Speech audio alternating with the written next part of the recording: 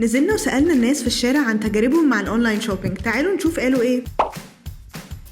اونلاين شوبينج. يعني في شغلات بحب اطلبها اونلاين وفي شغلات بحب تكون من انستور على طول. اونلاين شوبينج. انستور. كان سليبرز. تي شيرت صيفي. طول الوقت. depends بس mostly ممكن accessories makeup skin care لبس. الكترونيات، باور بانك تقريبا. كانت واحده من صحابي لسه متجوزه جديد، واحنا كنا عايزين نجيب لها حاجات هوم ديكور وكده، احنا طلبنا من امازون. معظم الوقت بستخدم كاش اون ديليفري، بس لو اخر الشهر بجو فور اونلاين بيمنت واصل. بحب الاونلاين بيمنت، يعني سريع، وحتى الستبس اللي انا ممكن اعملها لحط ريكويست فور ريتيرن سريعه كتير وسهله. هي سهله، ببعت لهم بيبعتوا لي حد على طول. عندي لا الصراحه